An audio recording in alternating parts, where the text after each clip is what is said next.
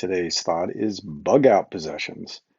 So, if you're not familiar with the term bug out or bug out bag, that's what would you grab in your home if you had to evacuate quickly in the case of an emergency. So, in this case, I've had to deal with this recently because of the wildfires. So, we got an evacuation warning.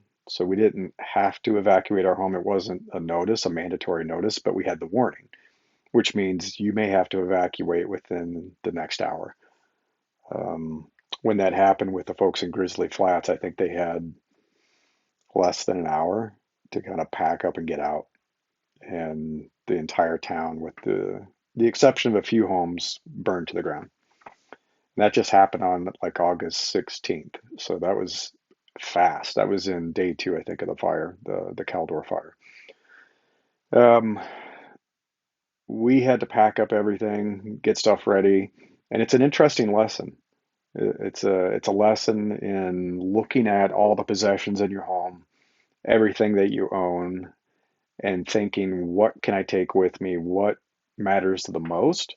Because all you can fit is like what can fit into your vehicle. You don't have time to go get a moving truck or anything like that. So it's like, what can I throw into a few bags and toss into my vehicle and get out within an hour?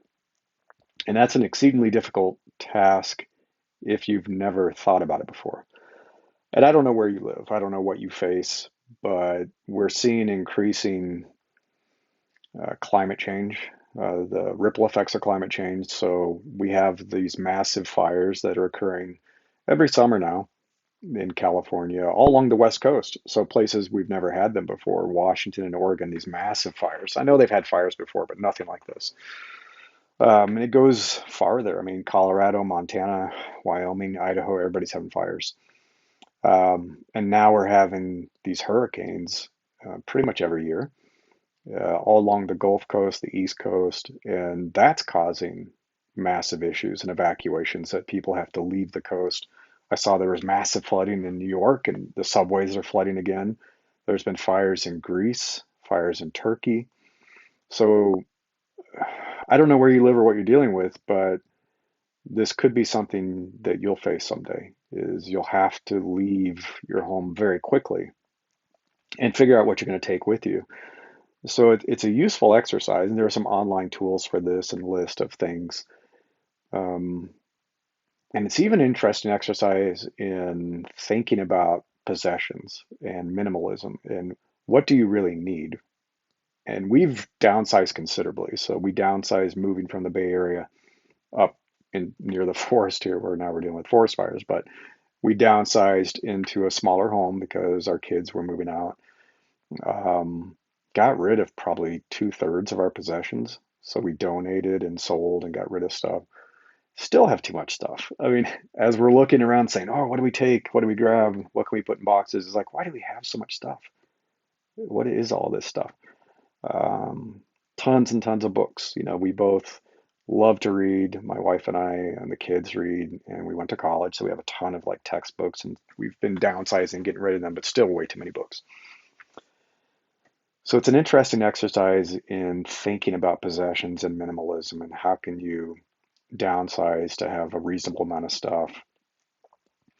And the exercise for me, when I was thinking about what do I take, it was obviously I need like just a few clothes, a change of clothes, because at some point I would hope we'd have access to laundry facilities. So I'm not going to take my full wardrobe.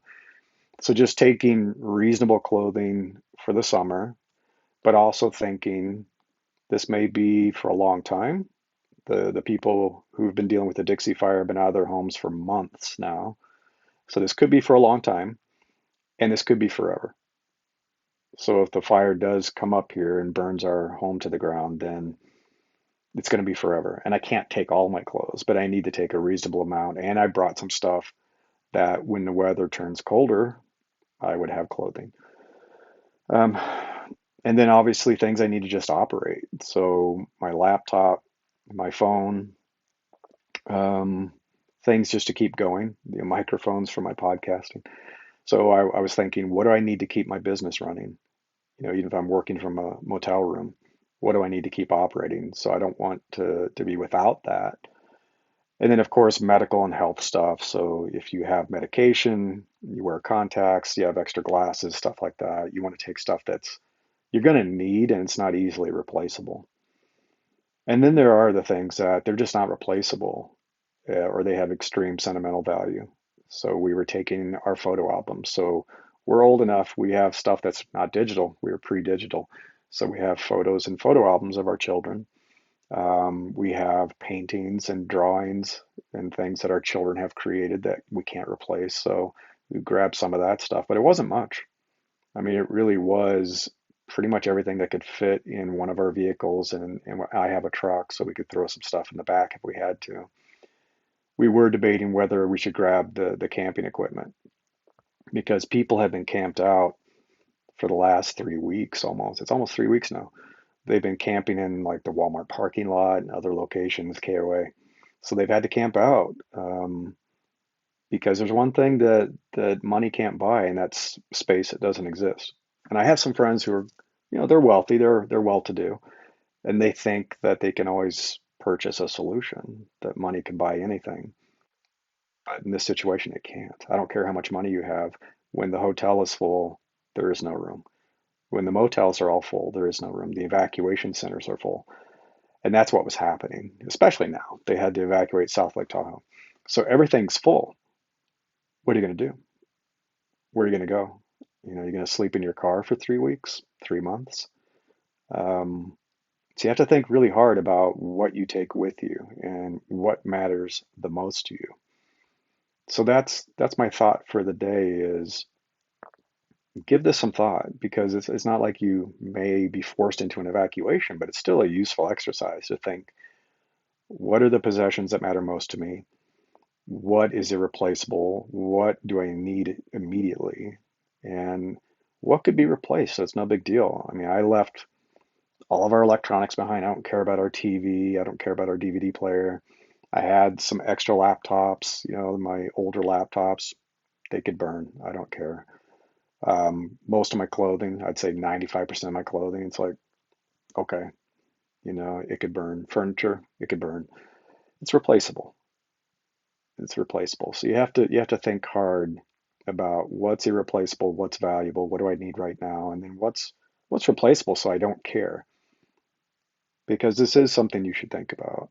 And it's something you don't want to be scrambling and panicking at the last minute trying to figure out what to take. And I saw some strange stuff. I mean, I saw a truck going by with a bunch of like yard equipment in it. It's like, really? Your lawnmower is something that's so essential you should grab that?